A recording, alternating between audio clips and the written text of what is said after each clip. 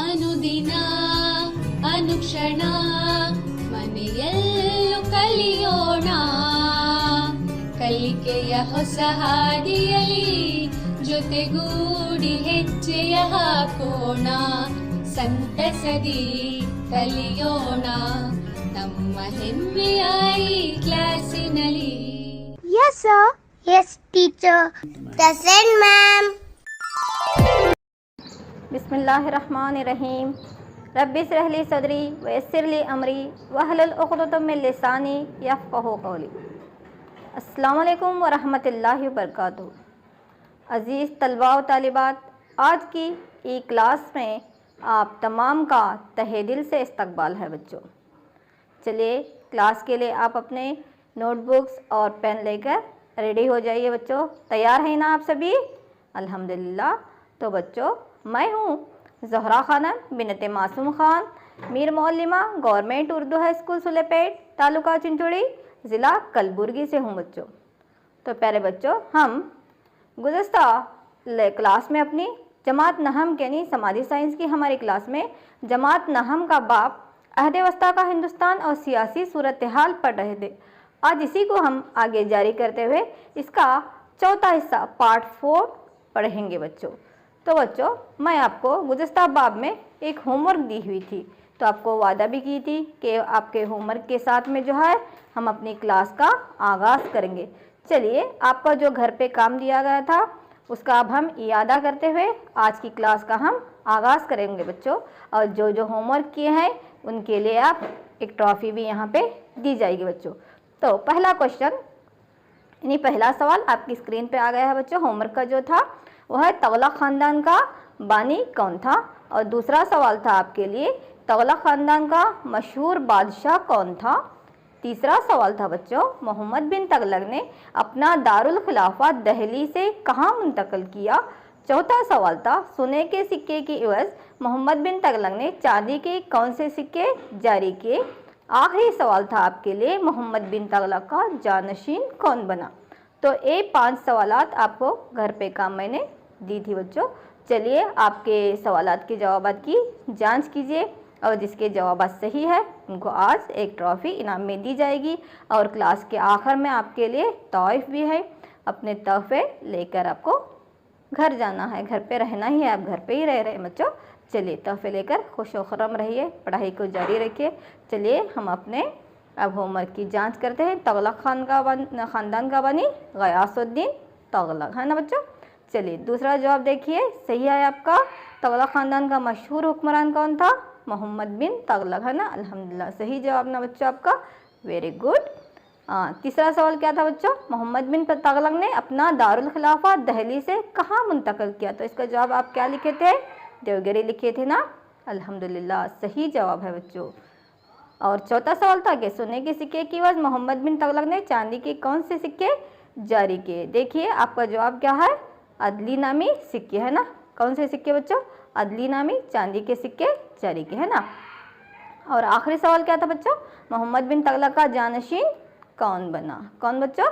फ़िरोज़ शाह तगलक. तो आपका होमवर्क सही है. चलिए, तो अब हम क्या करेंगे? सैयद ख़ानदान के बारे में पढ़ेंगे, क्योंकि हम अपने पिछले लेसन में जो है 3 ख़ानदान सलातीन दहली के 3 ख़ानदानों का हम जिक्र किए है ना. ग़ुलामा ख़ानदान, खिलजी ख़ानदान और तगलक ख़ानदान. तो चलिए, आज हम अपनी क्लास का आगाज़ जो है इस चौथे हिस्से में सैयद ख़ानदान से शुरू करेंगे बच्चों. सैयद ख़ानदान की हुकूमत 1414 सन ईस्वी से 1491 सदी ईस्वी तक रही है. तो चलिए देखते हैं इसका बानी और अहम हुक्मरान कौन थे बच्चे करके. मुल्तान का गवर्नर खिज़र खान सैयद ने दहली पर कब्ज़ा करते हुए दोआबा बयां और ग्वालियर में अपना इख्तिदार कायम किया और यहाँ से अपनी सल्तनत का आगाज़ किया, जो कि सैयद ख़ानदान कहलाती है. तो इस तरह बच्चों सैयद ख़ानदान का बानी कौन है? खिज़र खान सैयद. तो अपने ज़माने में पेश आने वाले तमाम फितनों को कुचलकर हर तरफ अमन और बेहतरीन इंतज़ामिया और तहफ़्फ़ुज़ को उसने कायम किया था बच्चों. किसने? खिज़र खान सैयद, जो कि सैयद ख़ानदान का बानी था. उसी तरह से मोहम्मद शाह अलाउद्दीन और आलम शाह इस ख़ानदान के अहम सलातीन हैं.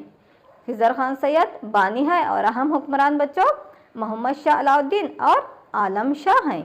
आलम शाह को बहलुल लोदी ने हराया और सैयद ख़ानदान की हुकूमत का ख़ात्मा किया। किसने? बहलुल लोदी ने, और अपनी एक नई सल्तनत की बुनियाद डाली बच्चों। यही क्या कहलाता है? लोदी ख़ानदान। तो सैयद ख़ानदान के बाद आने वाला सलातीन दिल्ली का आखिरी ख़ानदान कौन सा है बच्चों? लोदी ख़ानदान है ना। बहलुल लोदी ने क्या किया? सैयद ख़ानदान के आखिरी हुक्मरान को हराकर एक नई हुकूमत का आगाज़ किया। वही क्या कहलाती है बच्चों? लोदी ख़ानदान या लोदी सल्तनत कहलाती है, जो कि 1491 सन ईस्वी से 1526 सन ईस्वी तक इसका दौरे हुकूमत रहा है। तो चलिए देखते हैं लोदी ख़ानदान का बानी और अहम हुक्मरान कौन थे। तो यहाँ पे नक्शे में जो पिंक मार्क दिखाया जा रहा है, यही जो है लोदी ख़ानदान के अपने हुकूमत किए हुए इलाके हैं बच्चों। दिल्ली पर हुक्मरानी करने वाले बादशाहों में ये आखिरी ख़ानदान था, यानी सलातीन दिल्ली का आखिरी ख़ानदान कौन सा है बच्चों? लोदी ख़ानदान है ना। गुलामा ख़ानदान, खिलजी ख़ानदान, तुगलक ख़ानदान, सैयद ख़ानदान और आखिरी ख़ानदान कौन सा है बच्चों? लोदी ख़ानदान है ना। ये आखिरी सुल्तान है। बहलुल लोदी, सिकंदर लोदी, इब्राहिम लोदी इस ख़ानदान के अहम बादशाह थे। बहलुल लोदी, सिकंदर लोदी और इब्राहिम लोदी इस ख़ानदान के अहम बादशाह थे। और इन तीनों में सबसे अहम जो है बच्चों सिकंदर लोदी है। सिकंदर लोदी ने बंगाल, धौलपुर, चंदेरी की हुकूमतों का ख़ात्मा भी किया और दिल्ली में अमन कायम करने के लिए चंद एक इक़दामात भी किए। लेकिन इसका जानशीन कौन बना बच्चों? इब्राहिम लोदी बना। लेकिन इब्राहिम लोदी जो था वो सिकंदर लोदी के जैसा एक अहम या दानिशवर या जानिश हुक्मरान नहीं था। यही इब्राहिम लोदी की जो नाहली जो है लोदी ख़ानदान का या सलातीन दिल्ली का जवाल का सबब बनता। तो ये कौन है बच्चों? सुल्तान इब्राहिम लोदी है। इब्राहिम लोदी जो है लोदी ख़ानदान के आखिरी हुक्मरान हैं। तो इब्राहिम लोदी नाअहल थे और हिंदुस्तान पर, इसलिए जो है इनकी नाअहली की वजह से हिंदुस्तान पर हमला करने के लिए गवर्नर आलम खान और दौलत खान लोदी ने अफ़गानियों को हिंद आने की दावत दी। अफ़गान में उस वक्त जो है बाबर हुक्मरानी कर रहा था। तो बाबर को इब्राहिम लोदी को शिकस्त देने के लिए पंजाब की गवर्नर दौलत खान लोदी ने जो है बाबर को हिंदुस्तान आने की दावत दी। तो दौलत खान लोदी के कहने पर जो है, पंजाब के गवर्नर के कहने पर बाबर जो है हिंदुस्तान आ गया। और बाबर और इब्राहिम लोदी के दरमियान जो है 1526 सन ईस्वी में पानीपत की पहली जंग हुई है ना बच्चों। तो इसी वजह से, जिसकी बिना पर मतलब दौलत खान लोदी के कहने पर ही बाबर ने हिंदुस्तान पर हमला किया और पानीपत की पहली जंग 1526 में हो गई, जिसमें जो है इब्राहिम लोदी को शिकस्त हुई। इस तरह मुग़लों की हुकूमत की बुनियाद पड़ी, यानी मुग़ल हुकूमत का आगाज़ है। जो सलातीन दिल्ली का आगाज़ कहाँ से था बच्चों? इब्राहिम जो मोहम्मद बिन कुतुबुद्दीन ऐबक से जो शुरू हुई थी, गुलामा सल्तनत कुतुबुद्दीन ऐबक से लेकर लोदी ख़ानदान तक इनकी हुकूमत रही है। चलिए अब जो लोदी ख़ानदान हुए हैं, तो लोदी ख़ानदान और सैयद ख़ानदान के बारे में जो पढ़े हैं, इनके बारे में हम एक सरगर्मी करेंगे बच्चों। चलिए बच्चों, अब सैयद ख़ानदान और लोदी ख़ानदान पर एक सरगर्मी करेंगे बच्चों। तो चलिए सरगर्मी में क्या है बच्चे, आपका सवालात हैं, उसके जवाब अब देना है। चलिए पहला सवाल आपकी स्क्रीन पर यह है बच्चों, सैयद ख़ानदान का बानी कौन था? कौन था बच्चों? बिल्कुल सही जवाब आपका खिज़र खान सैयद। अल्हम्दुलिल्लाह, वेरी गुड। चलिए बच्चों दूसरा सवाल है आपके लिए, सैयद ख़ानदान की हुकूमत कब से कब तक रही है? सैयद ख़ानदान की हुकूमत कब से कब तक रही है बच्चों? बोलिए। अल्हम्दुलिल्लाह, सही जवाब बच्चों 1414 सन ईस्वी से 1491 सन ईस्वी तक सैयद ख़ानदान की हुकूमत रही है। चलिए बच्चों तीसरा सवाल आपकी स्क्रीन पर आ रहा है, देखिए ये है यहाँ पे, लोदी ख़ानदान का बानी कौन था? लोदी ख़ानदान का बानी कौन था? कौन था बच्चों? देखिए जवाब दीजिए जल्दी से। बिल्कुल सही, बहलुल लोदी है ना। लोदी ख़ानदान का बानी कौन है बच्चों? बहलुल लोदी। अगला सवाल है आपके लिए, लोदी ख़ानदान के अहम हुक्मरान कौन था? सब में अहम हुक्मरान कौन था बच्चों? बिल्कुल सही, सिकंदर लोदी। लोदी ख़ानदान का अहम हुक्मरान कौन है बच्चों? सिकंदर लोदी। चलिए एक आखिरी सवाल है बच्चों आपके लिए, सवाल नंबर 5 है, किस जंग के नतीजे में लोदी सल्तनत का खात्मा हो गया? किस जंग के नतीजे में लोदी सल्तनत का खात्मा हो गया है? कौन सी जंग थी बच्चों वो? बिल्कुल सही, पानीपत की पहली जंग में जो है लोदी सल्तनत का खात्मा होगा। और यहाँ से जो है सलातीन दिल्ली का खात्मा होकर कौन सी सल्तनत का आगाज़ हो बच्चों? अल्हम्दुलिल्लाह, बिल्कुल सही, मुग़लिया सल्तनत है ना। अगले बाब में जो है हम इसका मुतालिया करेंगे, मुग़लिया सल्तनत का, मुग़लिया ख़ानदान, उसके अहम हुक्मरान। चलिए, अब जो सलातीन दहली का अब तक हम पढ़े हैं 5 सलातीन है ना, गुलामा ख़ानदान, खिलजी ख़ानदान, तुगलक ख़ानदान, सैयद ख़ानदान, लोधी ख़ानदान। तो इनका इंतज़ामिया या निज़ाम हुकूमत कैसा था, वहाँ के समाजी हालात कैसे थे, अब इसका हम क्या करेंगे बच्चों, मुतालिया करेंगे अपने अगले इसमें। तो सलातीन दहली के खिदमात में जो है हम इनका इंतज़ामी निज़ाम पढ़ेंगे, मालियाती इंतज़ाम किस तरह था, समाजी इंतज़ाम, फ़न और फ़न तामीरात, और उस ज़माने का अदब के बारे में। तो बच्चों सबसे पहले हम सलातीन दहली की खिदमत में इंतज़ामिया का मुतालिया करेंगे, किस तरह का इंतज़ामिया था करके। तो फ़ौजी सरबराही अदालत के सरबराह होते थे वहाँ पर, कहाँ पर, सलातीन दहली में। और सलातीन दहली की हुकूमत कुरानी अहकामात के मुताबिक हुआ करती थी। उनकी हुकूमत जो है सलातीन दहली के कुरान के अहकामात के मुताबिक, सुन्नत और शरीयत के मुताबिक अपनी हुकूमत को चलाया करते थे बच्चों। सरदार, उमरा और उल्मा जो है इंतज़ामिया में अपने असरात रखते थे, यानी बादशाह को वो अपने राय मशवरे दिया करते थे। तो इस्लामी तर्ज़ तालीम के ज़रिए से या कुरानी अहकामात के ज़रिए से सलातीन दहली जो है अपनी हुकूमत को चलाए हैं बच्चों। और मरकज़ी हुकूमत में इंतज़ामिया चलाने के लिए बहुत से शोबे होते थे, जिसमें फ़ौजी शोबा होता था ना, अलग अलग डिपार्टमेंट होते थे बच्चों, जिस तरह आज है ना एजुकेशन डिपार्टमेंट कहते हैं, हेल्थ डिपार्टमेंट कहते हैं, है ना, ज़राती शोबा कहते हैं, सनती शोबा कहते हैं।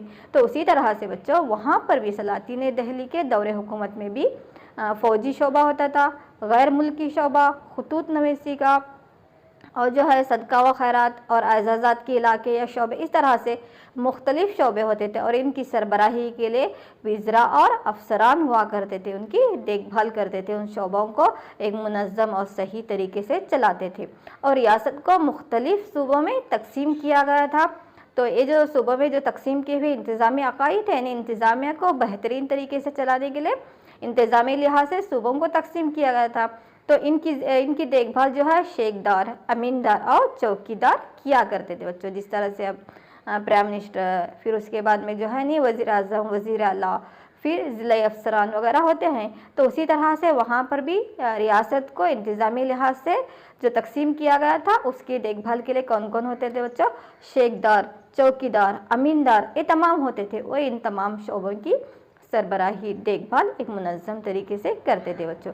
लगान जमा करना और अमन को बरकरार रखना, तालीम देना, पाकी व सफाई का अहतमाम करना भी इनके अहम फ़राइज़ थे। तो ये अफसरान जो है उन मुख्तलिफ़ सूबों में मुख्तलिफ अपने मुनज़्ज़म तरीके से उसको बेहतरीन तरीके से चलाते हुए वहाँ का लगान जमा करते थे, वहाँ पे अमन व अमान को कायम रखते थे, तालीम का ख्याल रखते थे और पाकी व सफाई का अहतमाम करना भी इनके अहम फ़राइज़ थे। कौन, ये जो शेखदार, अमीनदार, चौकीदार थे। तो इस तरह से मुख्तलिफ़ शोबे होते थे। ये तमाम है किसान, जिस तरह से आपको यहाँ पे तस्वीर में दिखाई दे रहा ना, ये किसान है, जुलाहे, ये तमाम जो है बादशाह जो है, इन बादशाह को मदद करने के लिए बादशाह, फिर उसके बाद में जो है बादशाह के बाद उसकी वज़रा की मजलिस होती थी, फिर उसके बाद जहाँ पे बहुत से फ़ौज होती थी और हुक्काम हुआ करते थे, उल्मा हुआ करते थे, मुख्तलिफ़ पेशे के लोग थे। तो तमाम मिलकर जो है हुकूमत को एक मुनज़्ज़म तरीके से लेकर जाते थे। और इन सलातीन के ज़माने में खराज, यानी जो ज़मीनी लगान होता था बच्चों, ज़मीन का जो टैक्स होता था उसको खराज कहते थे। उसी तरह ज़कात, अशर, खम्श, यानी अशरा और खम्श मतलब लड़ाई में जो लूटी हुई दौलत होती थी उस पर जो टैक्स होता था उसको अशरा कहते थे या खम्स कहते थे। उसी तरह से जजिया, यानी हिंदू मज़हब के जो गैर मज़हब के जो लोग होते थे, जो अपने मुक़द्दस मकामात की ज़ियारत के लिए जो ज़ायरीन जाया करते थे, तो उन पर भी जो है एक किस्म का टैक्स आयद करते थे बच्चों। उस टैक्स को क्या कहते हैं, जजिया कहते हैं।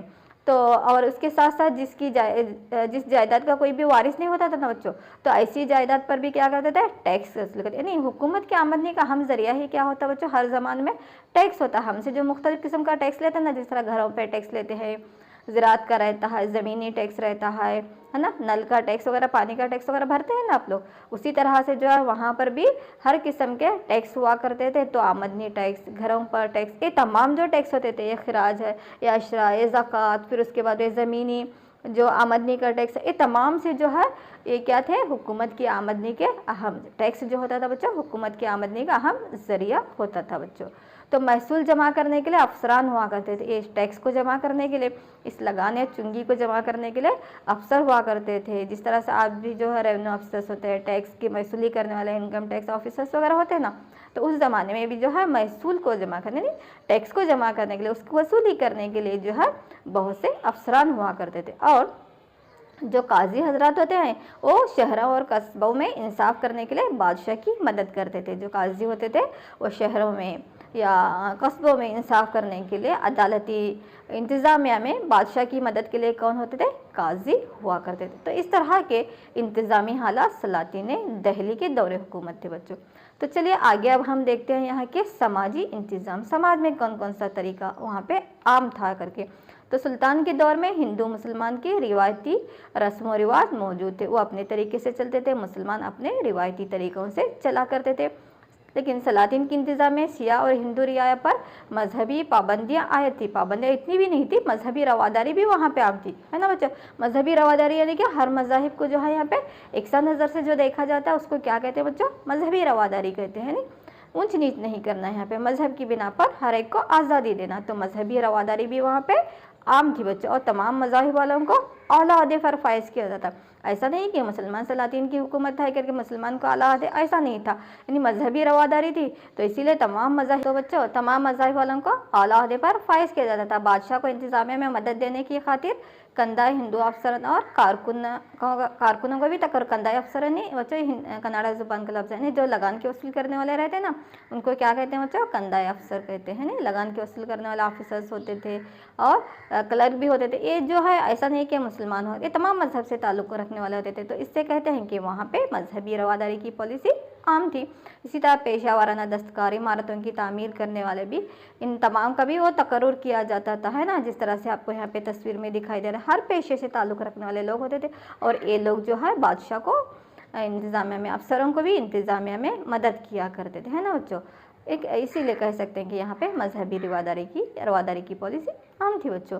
और गुलामी का सिलसिला भी इन बादशाहों के ज़माने में था, यानी जंग के जो कैदी होते थे, बहुत से जंगें हुआ करती थी, तो जंगों में जो कैदी हो के आते थे ना, तो उन कैदियों को जो है ग़ुलाम बना लिया जाता। तो ग़ुलामी का भी तरीका यहाँ पे आम था।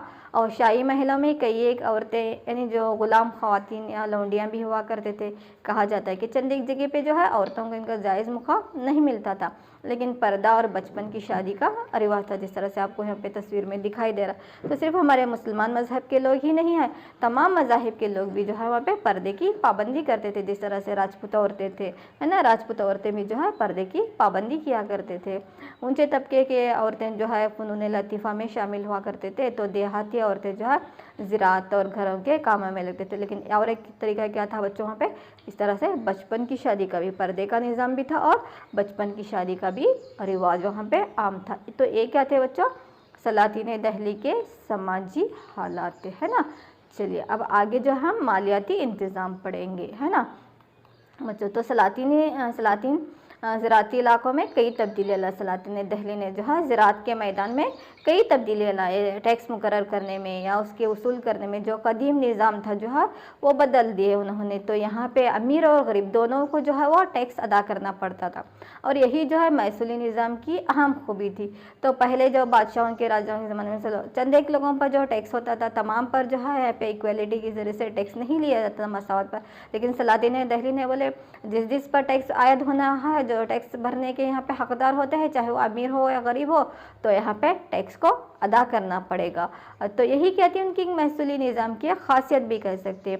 और इसके साथ साथ सलातीन, जो दिल्ली के सलातीन थे, वो अपने ज़ाती कारखानों के भी मालिक थे। खुद के उनके कारखाने, फैक्ट्रियाँ थे, जहाँ पर कई एक लोग जो तो बरसरे रोज़गार भी थे, जिसमें सोना चांदी तैयार करने, कशीदाकारी करने, कपड़ों की जो है यहाँ पे सनत साजी या रंग साजी, तो इस तरह से बहुत से यहाँ पे उनकी सनतें, कारखाने थे। सोने चांदी के ज़ेवरात बनाने के, सिक्कों को ढालने या कशीदाकारी करना, या कपड़ों की सनत थे, कपड़ों पर रंगरेजी करना। तो इस तरह से तमाम किस्म की सनतें भी सलातीन दिल्ली के दौरे हुकूमत में हुआ करती थी।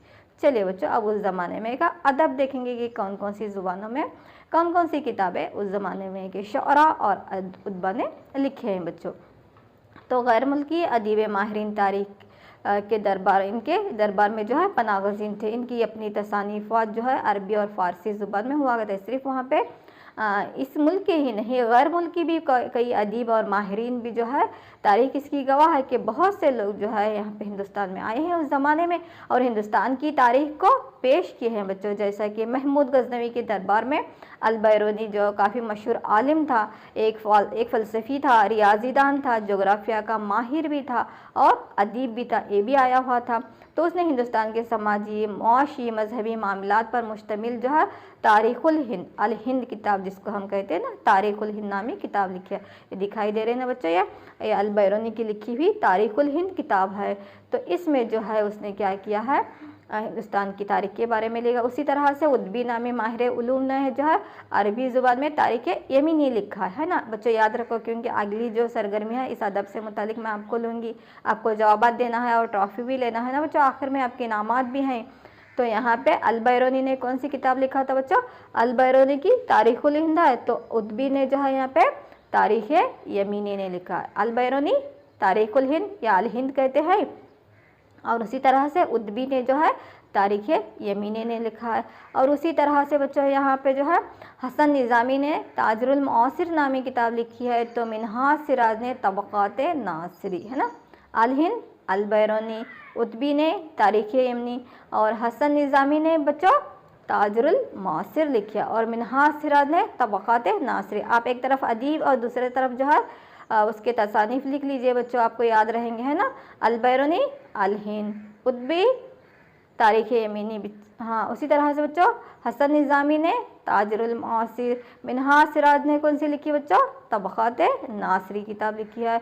और अमीर खुसरो जो मशहूर वहाँ पे रुबाई गो था, तो उसने भी 6 अहम किताबें लिखकर हिंदू मुस्लिम तहज़ीब पर मुश्तमिल मालूमात फ़राहम किए हैं।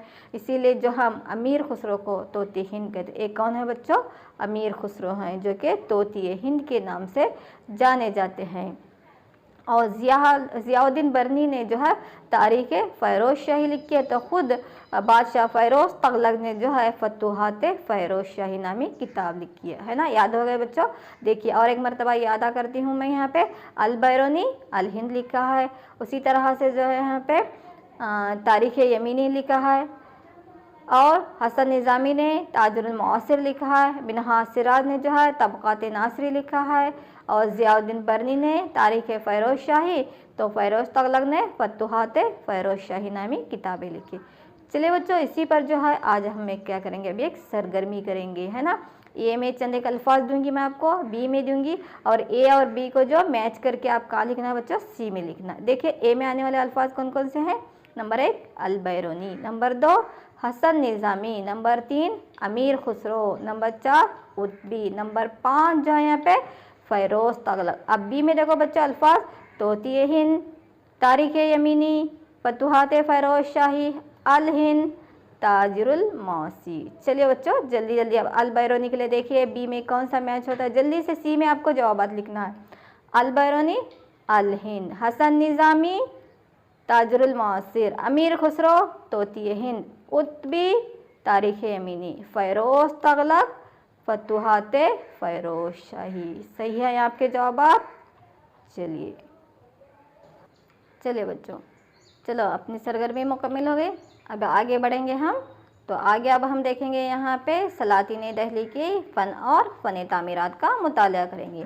सलातीन दहली ने हिंदुस्तान में हिंद इस्लामी या जिसको इंडो सार्सनिक भी कहते हैं ना बच्चों, नामी नए तर्ज़ फ़न तामीर का आगाज़ किया, जिसमें जो है ये इंडो सार्सनिक तरीका क्या होता था बच्चों, जहाँ पे कमानों के ज़रिए से, गुम्बदों के ज़रिए से, मीनारों के ज़रिए से इमारत को सजाया। जिस तरह आप यहाँ पे दिख रहे हैं ना बच्चों, देखिए उस इमारत में जो है कमान है, ऊपर जो है गुम्बद है, तो इस तरह से कमानों के ज़रिए से, गुम्बदों के ज़रिए से या इस तरह से बड़े बड़े मीनारों को बनाकर जो फ़न तामीरात बनाए जाते थे बच्चों, तो इस फ़न तामीर को हम क्या कहते हैं, इंडो इस्लामी तरीका या इंडो सार्सनिक तरीका या हिंद अफ़गानी तरीका भी इसको कहा जाता है, जो कि सलातीन दहली के फ़न तामीरात की एक ख़ासियत है ना। कमान दिख रहा है आपको, मीनारे दिख रहे हैं, गुम्बद दिख रहे हैं, तो ये तरीका क्या था बच्चों, ये फ़न तामीरात का तरीका ये क्या कहलाता है, हिंद अफ़गानी तरीके। तो सलातीन ने किले बनवाए, मसाजिद, महलात और अवामी इमारतें, मदरसे, मुसाफिर खाने, ये तमाम जो क्या है बनाए हुए, ये इंडो इस्लामिक तरीका या हिंद अफ़गानी तरीके की मिसालें। जिस तरह से हम जो है गुलामा ख़ानदान के बादशाह के चंदे की इमारतें हम पढ़े थे, है ना, वो भी जो है हिंद इस्लामी तरीका है, या इसको क्या कहते हैं बच्चों, इंडो सार्सनिक, है ना। इस इमारत को भी देखिए बच्चों, यहाँ पे भी आपको बड़ा सा एक गुम्बद दिखाई दे रहा है ना, और मीनारें दिखाई देते हैं, यहाँ पे कमान दिखाई दे रहे हैं। तो इस तरह का जो ये फ़न तामीर है बच्चों, ये फ़न तामीरात, इसको हम क्या कहते हैं, इंडो इस्लामिक, है ना। जितने भी सलातीन ने किले बनाए, मसाजिद बनाए हैं, अवामी इमारतें बनाई, महलात बनाए हैं, तो सलातीन दहली के जो तर्ज़ तामीरात हैं बच्चों, जो आज भी दुनिया में बहुत ही मशहूर हैं, वो तमाम क्या है, हिंद अफ़गानी तरीका, इंडो सार्सनिक। हिंद अफ़गानी तरीका, इंडो सार्सनिक तरीका बोले तो क्या रहता है बच्चों, बड़े बड़े यहाँ पे गुम्बद होते हैं, कमान होते हैं, मीनारे होते हैं, झरोके होते हैं। जिस तरह आप इस इमारत को देखेंगे तो ये आपको समझ में आएगा। तो एक कौन सी तर्ज़ तामीर की मिसाल है बच्चों, हिंद अफ़गानी या इंडो इस्लामिक तरीका भी इसको कहते हैं। हिंद इस्लामी तरीका कहते हैं या इंडो इस्लामिक, यानी इसी को अंग्रेज़ी ज़ुबान में इंडो इस्लामी कहते हैं। हम क्या कहते हैं, हिंद इस्लामी तरीका या हिंद अफ़गानी तरीका भी इसको अलग अलग नामों से जाना जाता है बच्चों। हाँ, चलिए, ये इमारत मैं इसको पहले भी आपको वीडियो लेसन में दिखाई हूँ, है ना बच्चों। इस इमारत को पहचानते हैं बच्चों, कौन सी इमारत है, बोलिए आप, पहचाने। पहले बाब में ही, पहले बाब में पढ़े हैं, दूसरे बाब में भी पढ़े हैं बच्चों, है ना। पार्ट 3 में भी पढ़े हैं हम, सलातीन दहली जहाँ पे पढ़ रहे थे। बिल्कुल सही पहचाना बच्चों। ये क्या है बच्चों, पहचाने हैं इसको, यस, कुव्वतुल इस्लाम मस्जिद, है ना, अल्हम्दुलिल्लाह। ये क्या है बच्चों, कुव्वतुल इस्लाम मस्जिद है ना।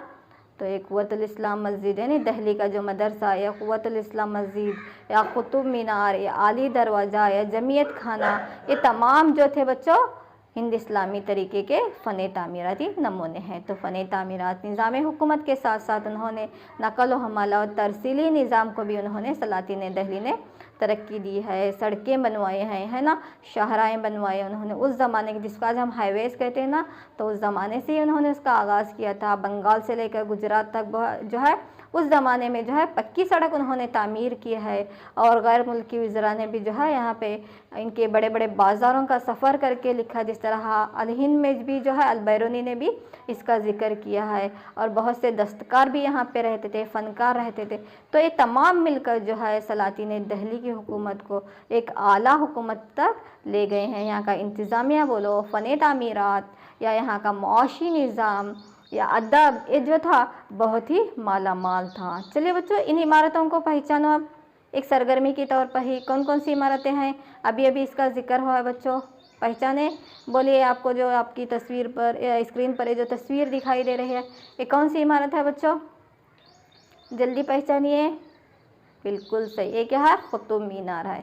बता सकते हैं इसकी तामीर किसने की थी बच्चों, बिल्कुल सही है ना, ख़ानदान गुलामा के बनी कुतुबुद्दीन ऐबक ने जो है कुतुब मीनार की तामीर की है। उसी तरह से जो है बच्चों उसने ये जो पिलर्स आप दिख रहे हैं ना, ये भी हिंद अफ़गानी तरीका है। ये कहाँ का अंदरूनी मंजर है, इसको पहले आप देख चुके हैं, याद आ गया, बिल्कुल सही। ये क्या है बच्चों, अदाए दिन का झोपड़ा है, या अदाए दिन का झोपड़ा, कुव्वतुल इस्लाम मस्जिद, कुतुब मीनार, इस तमाम की तामीर जो है गुलामा ख़ानदान के बानी कुतुबुद्दीन ऐबक ने की है बच्चों। ये तमाम जो है हिंद अफ़गानी तरीका। देखो आपको यहाँ पर भी कमान दिख रहे हैं ना, इस कमान की शक्ल में या मीनारों की शक्ल में या जो यहाँ पे झरोकों की शक्ल में जो इमारतें बनाई जाती थी, इसी को हम क्या कहते हैं बच्चों, हिंद अफ़गानी तरीका कहते हैं। जो सलातीन दहली का हिंद इस्लामी तरीका भी कहते हैं इसको, या इंडो सार्सनिक तरीका भी कहते हैं, जो कि सलातीन दहली की हमारे लिए एक अहम देन रही है बच्चों। चलिए, अब अपना क्या कीजिए, आप अपना होमवर्क लीजिए। अब तक जो हम पढ़े हैं ना बच्चों, अब होमवर्क लेना। यहाँ पे जो है हमारा बाब जो है अहद वस्ता का हिंदुस्तान और सियासी सूरत हाल मुकम्मल होता है बच्चों, है ना। सियासी सूरत हाल यहाँ तक मुकम्मल होता है। कहाँ क्या क्या पढ़े बच्चों हम इसमें, 5 सलातीन पढ़े। पहले तो राजपूतों के बारे में पढ़े, फिर राजपूतों की खिदमत, राजपूतों के अहम ख़ानदान, फिर उसके बाद में जो बच्चों सलातीन दहली में 5 अहम ख़ानदान पढ़े थे हम, गुलामा ख़ानदान, तगलक ख़ानदान, खिलजी ख़ानदान, सैयद ख़ानदान। और आज की हम इस क्लास में जो बच्चों इनकी इंतज़ामिया, मुआशी हालात, समाजी हालात, सियासी हालात और एक सुनहरे अदब का भी मुतालिया किए हैं, इंडो इस्लामिक तरीके को भी देखे हैं। तो मैं यकीन करती हूँ कि आप बाब जो है आपको मुकम्मल तौर पर समझ में आया है ना बच्चों। चलिए, आज की क्लास का आप होमवर्क लेंगे बच्चों। चलिए, होमवर्क का जो है आप घर पर यादे के तौर पर है। ये होमवर्क का पहला सवाल है बच्चों, सूबों के इंतज़ामिया के सरबराह कौन हुआ करते थे। सूबों के इंतज़ामिया के सरबराह कौन हुआ करते थे। दूसरा सवाल है बच्चों, शहरों और कस्बों में इंसाफ की जिम्मेदारी किसकी थी? सलातीन दिल्ली के ज़माने को मद्देनज़र रखते हुए, इस बाब को मद्देनज़र रखते हुए लिखना है बच्चों, शहरों और कस्बों में इंसाफ की जिम्मेदारी किसकी थी। अगला सवाल है, इंतज़ामिया में कौन कौन से शोबे हुआ करते थे? लिखिए बच्चों, इंतज़ामिया में कौन कौन से शोबे हुआ करते थे। अगला सवाल है बच्चों, तारीख़ुल हिंद का मुसन्निफ़ कौन था? तारीख़ुल हिंद एक किताब किसने लिखी है बच्चों? अगला सवाल है, सलातीन दिल्ली की कोई दो फ़नी तामीरात के नाम लिखिए। तो ये क्या था बच्चों, आपका होमवर्क था। चलिए इसके साथ साथ आप एक जो है यहाँ पे एक सरगर्मी भी लीजिए बच्चों। सरगर्मी क्या है, देखो बच्चों यहाँ पे आपको एक सरगर्मी दे रही हूँ। इस वीडियो लेसन या बाब की मदद से सलातीन दिल्ली के फ़नी तामीरात पर मुबनी एक रंगीन खूबसूरत एल्बम बनाइए और इस लेसन को जो है आप यहाँ पे परफेक्ट